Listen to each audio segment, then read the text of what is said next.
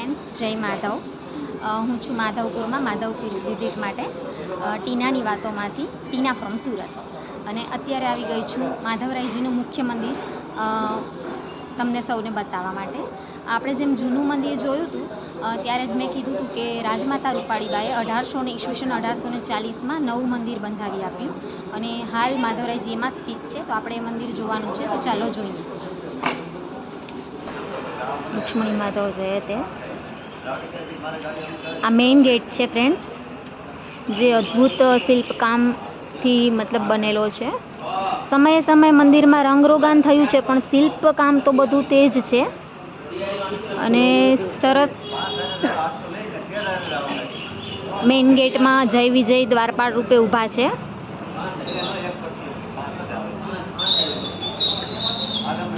અને અહીંયા જે શિલાલેખની મેં વાત કરી હતી, જૂનું મંદિર બતાવ્યું ત્યારે, કે રાજમાતા રૂપાળીબાઈ ઈસવીસન 1840માં આ મંદિર બંધાવ્યું, એ શિલાલેખ પણ અહીંયા છે. તો એ શિલાલેખ હું તમને બતાવું. આ એ શિલાલેખ છે. એકચ્યુઅલી માધવરાયજીના વિવાહ નિમિત્તે મંડપ બંધાઈ ગયો છે, તો એનો સ્તંભ આડો આવે છે, એટલે શિલાલેખ એટલો સરસ નથી, મતલબ સામેથી લઈ શકાતો, પણ વંચાઈ એટલો લેવાય છે.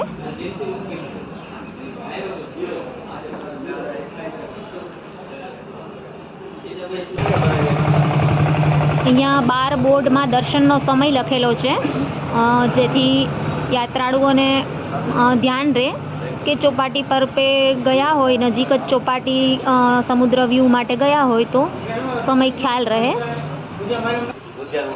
જૂનું મંદિર એક્ઝેક્ટલી સમુદ્રની બાજુમાં છે અને જૂના મંદિરની એક્ઝેક્ટલી બાજુમાં જ આ નવું મંદિર જે છે 1840માં બંધાવાયું રાજમાતા રૂપાળીબાથી એ છે. અને ઠાકોરજીના વિવાહ પરમ દિવસે રામનવમથી સ્ટાર્ટ થવાના છે, તો તૈયારીઓ જોરશોરથી ચાલુ છે. એટલે મંડપ પણ બંધાઈ ગયો છે, તમે જોઈ શકો છો.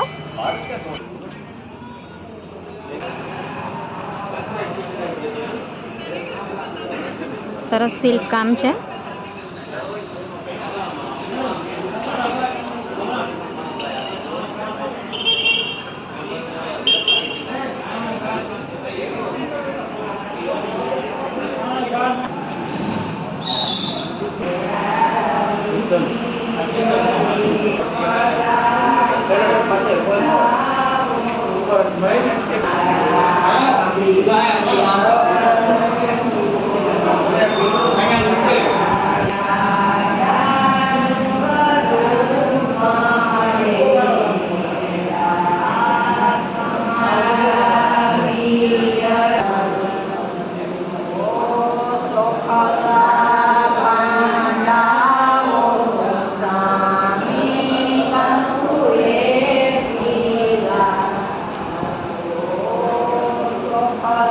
મજાની સજાવટ પ્રભુના વિવાહ નિમિત્તે થઈ ગઈ છે.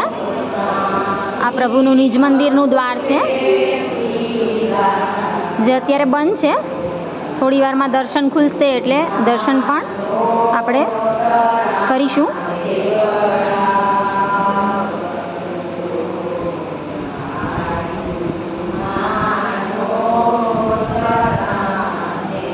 અહીંયાના લોકો સરસ પ્રભુના વિવાહના ગીતો ગાઈ રહ્યા છે, લગ્ન ગીતો.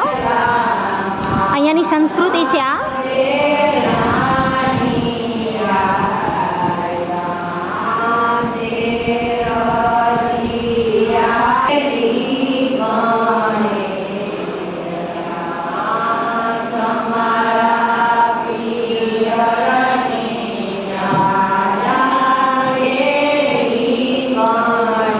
છત પર કલાકૃતિ છે, ગોપીજનોના ભાવથી છે. એક એક ગોપી એક એક વાજિંત્ર લઈને ઊભા છે. અદ્ભુત સ્તંભ પર કલાકૃતિ છે.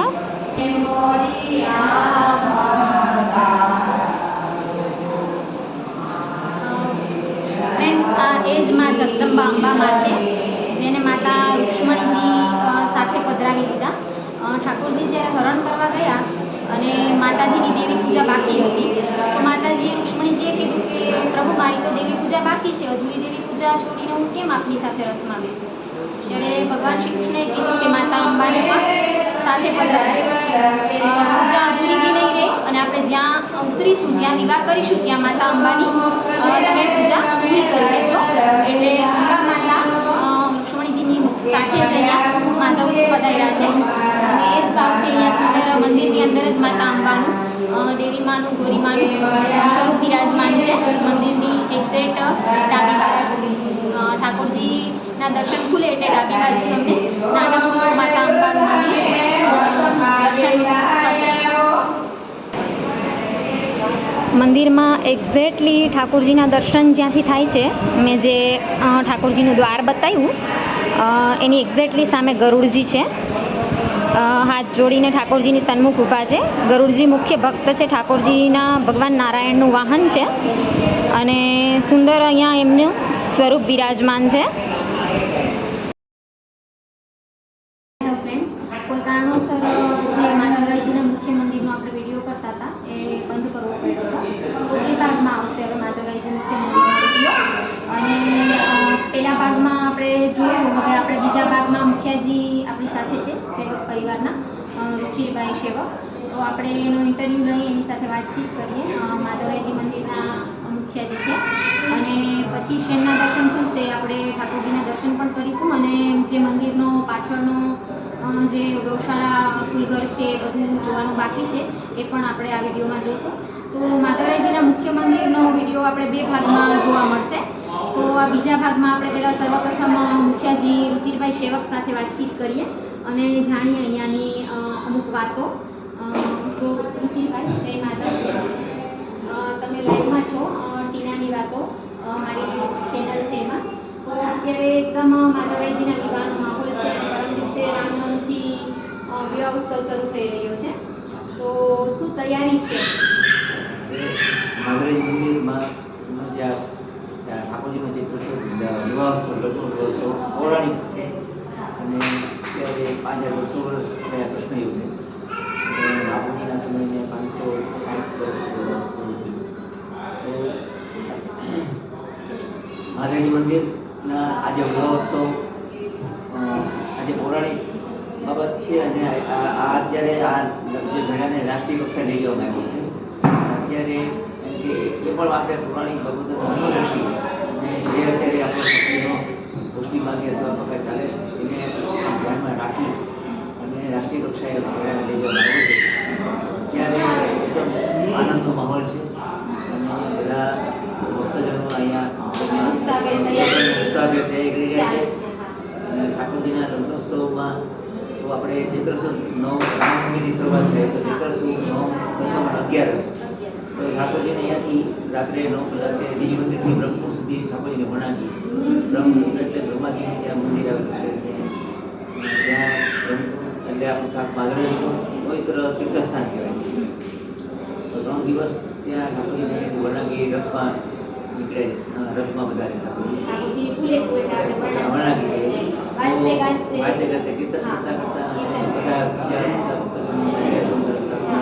વધારે અને આનંદ આખો ગામનો આખા ગામનો આનંદ અને ઉત્સાહ સરસ હોય છે.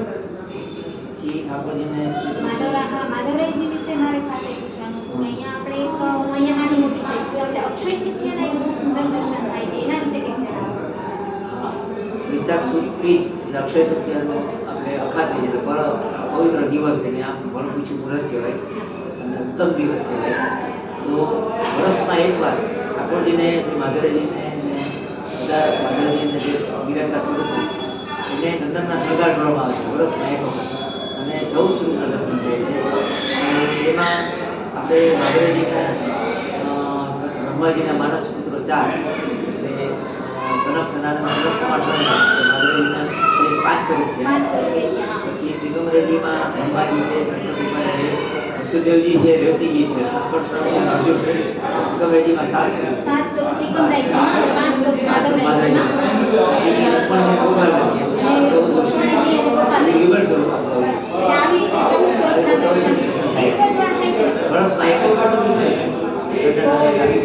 ફ્રેન્ડ્સ, અખાત્રીજના દર્શન દુર્લભ હોય છે. 14 સ્વરૂપની ઝાંખી જો કરવી હોય તો વર્ષમાં એક જ વાર આખા ચંદનના શૃંગાર સાથે થાય છે. મુખ્યજીએ સરસ જણાવ્યું આપણને. અને માધવપુરનો લોકમેળો તો એકદમ રાજકીય લેવલે અને ગુજરાત ટુરિઝમ અને ભારત સરકાર દ્વારા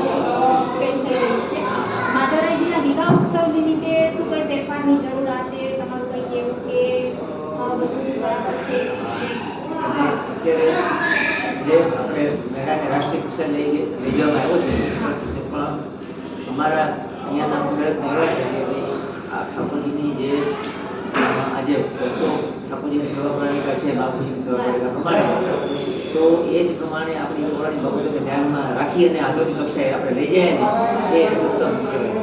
એટલે મુખ્યજી એમ કહે છે કે આધુનિક કક્ષાએ આપણે મેળાને લઈ જઈએ, વિવાહ ઉત્સવને લઈ જઈએ, પણ જે મેઇન એની જે મૂળ છે, એનું જે પૌરાણિક પ્રણાલિકા છે, એ રીત છે, એ જળવાઈ રહે એવો પ્રયત્ન આપણા બધાનો હોવો જોઈએ.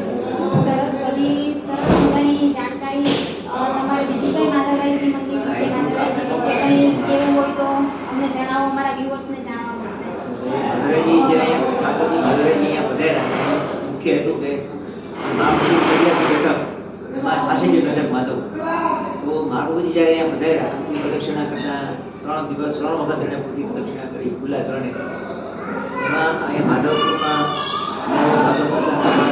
બેઠકજીમાં ગયા ત્યારે માધવરાયજી અમને સ્વપ્નમાં આજ્ઞા કરી કે અહીંયા બિરાજુ તો અહીંયા તમે આપ પધારો અને આપ સેવા શીખો તો મહાપ્રભુજી અહીંયા પધાર્યા અને ઠાકોરજીને બધી પોતાના શૃંગાર દર્શન કરી અને સેવા કરવા બધા ઠાકોરજીની મંગલાથી સરસ્વતીની સેવા કરો આપ ત્યારે આપની એમ કે ક્યારેક આજના જીવનમાં દુઃખ નહીં આવે અને આજીવિકા આવી રીતે સરસ ચાલશે આપણે એવી મહાપ્રભુજીના આશીર્વાદ છે. એટલે તમારા પૂર્વજોને આજ્ઞા કરી એટલે તમારી વંશ પરંપરાગત તમારી જે આ સેવા જે વંશ પરંપરાગત ચાલે છે અંદાજી તમારી કદાચ 8-10 પેઢી એટલે મુખિયાજીની 8-10 પેઢી પૂર્વજોની મતલબ આવી આજ્ઞા થઈ હતી અને આ સેવા પૂર્વજોના વખતની વંશ પરંપરાગત રીતે કરે છે અને મહાપ્રભુજીએ સેવા પ્રકાર દ્રષ્ટિ રીતે ચાલુ કરાવ્યો છે અને અત્યારે પણ રાગરૂપ શૃંગાર સાથે પુષ્ટિમાર્ગીય રીત પ્રમાણે માધવરાયજીની સેવા સુંદર રીતે આ પરિવાર દ્વારા અને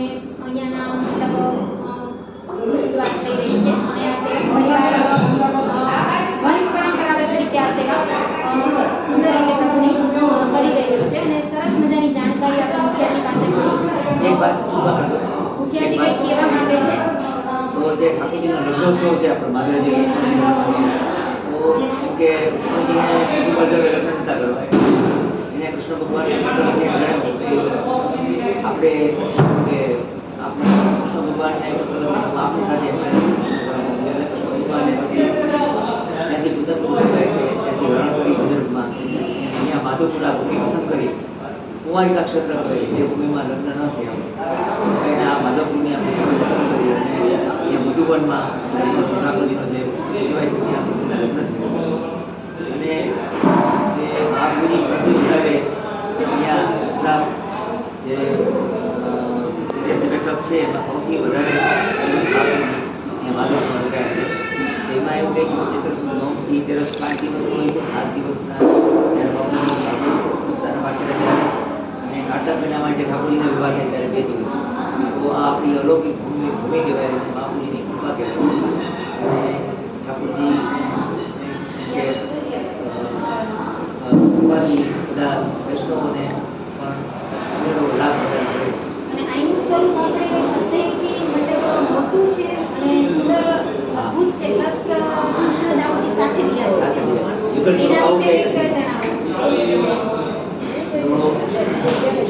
દ્વારકામાં ને આપણે દ્વારકા અને ડાકોરમાં ગદગપુર સ્વરૂપ છે 2 પૂજા ઉપર 2 પૂજા નીચે આપણે આ ઠાકોરજીને સ્વરૂપ એવું છે કે 3 પૂજા ઉપર અને 1 પૂજા નીચે ગદગપુર સ્વરૂપ કહેવાય અને આવા સ્વરૂપો ક્યાંય નથી અને અલૌકિક આપણું સ્વરૂપ છે અને બીજું એટલે દ્વારકા આપણે અહીંયા જે યુગલ સ્વરૂપ બિરાજે ભલે દ્વારકાની અંદર જે દ્વારકાની રૂકમણીજી રિસાઈડ પણ આવું યુગલ સ્વરૂપ અહીંયા સાથે રૂકમણીજી સાથે બિરાજે છે આવા યુગલ સ્વરૂપ ક્યાંય નથી. એટલે જુગલ જોડી કૃષ્ણ દાઉદીની જોડી અને કૃષ્ણજીને રુક્ષ્મણીજી એટલે માધવ રુક્ષ્મણી એટલે યુગલ સ્વરૂપ અને જુગલ જોડી આ અલૌકિક સ્વરૂપે બિરાજે છે. આવું ક્યાંય નથી. આ દુર્લભ ઝાંખી છે અહીંયા અને માધવરાયજીના તીર્થસ્થાનો જે અહીંયા આ ભૂમિમાં જે તીર્થસ્થાનો છે એવા ક્યાંય નથી. બ્રહ્મકુંડ છે, દેવતીકુંડ છે, કદમકુંડ છે ઠાકોરજીનું. કદમકુંડમાં પ્રભુએ લગ્ન કરીને પછી ત્યાં રૂકમણી જોડે સ્નાન કર્યું છે. અત્યારે પણ એવું કહેવાય કે રૂકમણીજીની આપણે આજ્ઞા લઈને પછી સ્નાન કરવું પડે એવો મહિમા છે. આપણે શ્રી મહાપ્રભુજીના બેઠકજી પાસે કદમકુંડ છે એની મુખ્યજી વાત કરી રહ્યા છે. એ પણ અદ્ભુત અને અલૌકિક સ્થાન છે. આપણે આપણા આગલા વિડીયોમાં ચોક્કસથી જોઈશું પણ મુખ્યજી સરસ વાત કરી અને માધવપુર એક અલૌકિક ભૂમિ છે, પવિત્ર ભૂમિ છે, અનેક ઐતિહાસિક અને સુંદર જોવાલાયક સ્થળો છે અને અતિશય એકદમ ભગવાન શ્રી કૃષ્ણના રંગે રંગાયેલી છે. તો મુખ્યજી તમારો ખૂબ ખૂબ આભાર. જય માધવ.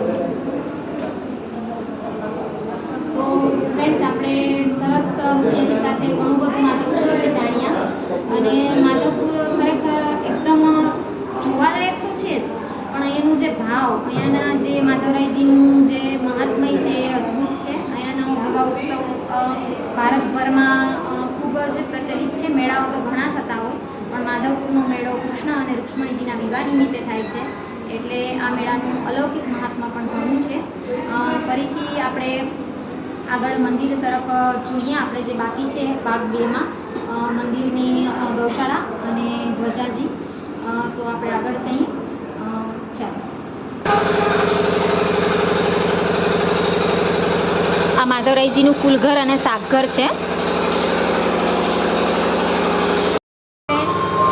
ફરીથી ટીનાની વાતોમાં માધવ મંદિરની, માધવરાયજીના મુખ્ય મંદિરની આપણે માધવ ગૌશાળામાં આવી ગયા છે.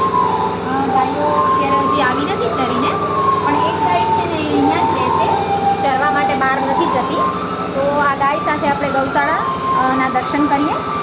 ચાલો આ ગાયને જોઈએ, ગૌશાળા જોઈએ. આવો ફ્રેન્ડ્સ, ગાય માધવરાયજી એટલે કે કૃષ્ણ ભગવાનને ગાયો હંમેશાથી પ્રિય છે અને આપણા સનાતન ધર્મમાં પણ ગાયોનું ખૂબ મહત્ત્વ છે. ગૌશાળામાં આવવાથી એક અદ્ભુત શાંતિ મળે છે, એક પવિત્ર વાતાવરણ મળે છે, એક ખૂબ સરસ ઓરા હોય છે ગૌશાળામાં આવવાનો. એટલે ગૌશાળામાં આપણા બાળકોને લઈને અવારનવાર જવું જ જોઈએ. આપણી આસપાસ, આપણા શહેરોમાં, આપણા ગામમાં જ્યાં ગૌશાળા હોય ત્યાં અવશ્ય આપણા બાળકોને લઈને જવું જોઈએ. અને ગૌશાળામાં એક અદ્ભુત લાવો છે. પ્લસ સાયન્સે પણ પ્રૂવ કર્યું છે કે ગાયોની સાથે સમય વિતાવવાથી ઘણી બધી પોઝિટિવિટી, ઘણા બધા આપણા ફિઝિકલ પેલામાં ફેરફાર થાય છે અને મેન્ટલી પણ આપણને ખૂબ શાંતિ મળે છે ગૌશાળામાં જવાથી, ગાયો સાથે ટાઈમ સ્પેન્ડ કરવાથી. આ ગાય પણ ખૂબ શાંત અને સરસ છે, એટલે આપણે એને સ્પર્શ કરીએ, આપણે એની આસપાસ રહીએ તો એને મતલબ નુકસાન નથી પહોંચાડતી અને એકદમ શાંતિથી ઊભી રહે છે.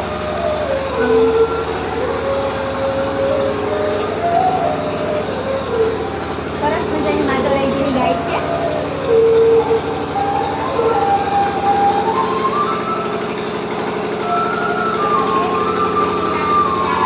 આપણે આગળની ગૌશાળા જોઈ લઈએ.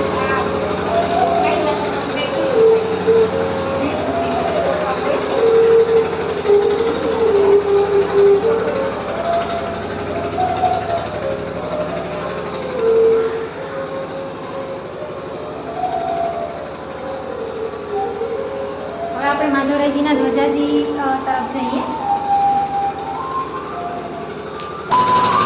શ્રી માધવરાયજીના ધ્વજાજી અને શિખરના અહીંથી દર્શન થાય છે. સુંદર મજાના ધ્વજાજી માધવરાયજીના દેખાઈ રહ્યા છે.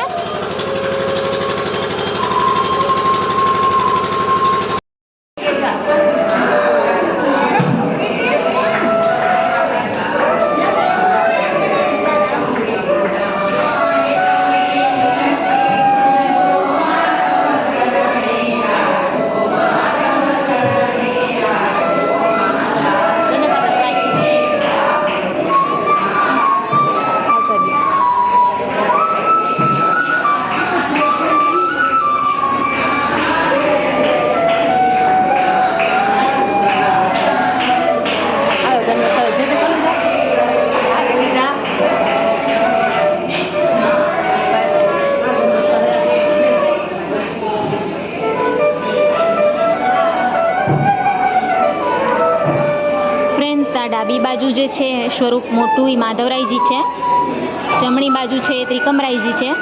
ત્રિકમરાયજીની બાજુમાં નાનકડા એવા સ્વરૂપે રેવતીજી દાઉજીના પત્ની છે. નાના બે સ્વરૂપે ગોપાલરાયજી અને રૂક્ષ્મણીજી છે. ગોપાલરાયજી એટલે શ્રી માધવરાયજીનું ગોદ સ્વરૂપ, શ્રી માધવરાયજી અને રૂક્ષ્મણીજી જે વિવાહ માટે બહાર પધારે છે. અને મોટા સ્વરૂપો છે જે માધવરાયજી તિકમરાયજી એટલે કે માધવરાયજી ને દાઉદજી એ અચલ સ્વરૂપ છે, અને જે ગોત સ્વરૂપ છે એ વિવાહ માટે બહાર પધારે છે. સરસ શેનની ઝાંખી થઈ રહી છે, શેન દર્શન થઈ રહ્યા છે. સરસ કોઈ ભાવિક ભક્તજન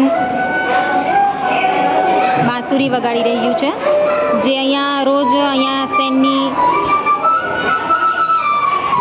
શેનના સમયે આ સેવા કરે છે. ખૂબ સુંદર માધવરાયજીને વાંસળી સંભળાવે છે.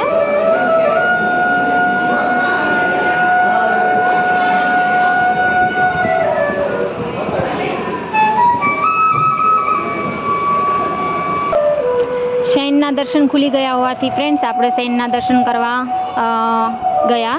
હવે ફરીથી આપણે મંદિરના પાછળના ભાગના ગેટથી નીકળી અને અહીંયાથી આ દરિયા કિનારો અને જૂનું મંદિર અને અહીંયા એક મહાદેવનું મંદિર છે, અને અહીંયાથી પાછું મુખ્ય મંદિર ચાલુ થઈ જાય છે. આ માંડવા બંધાઈ ગયા છે.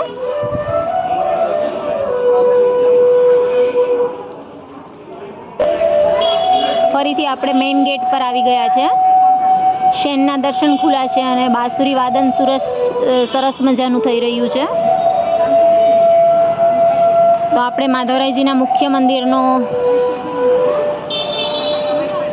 આ વિડીયો અહીં જ પૂરો કરીએ.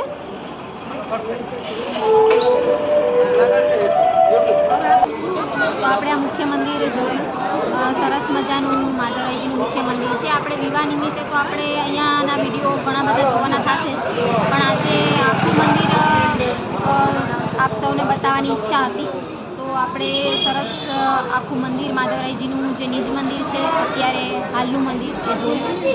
ફરીથી આપણે એક નવા વિડીયો સાથે મળીશું. ત્યાં સુધી sign out from Tina. Thank you so much. જય હિન્દ.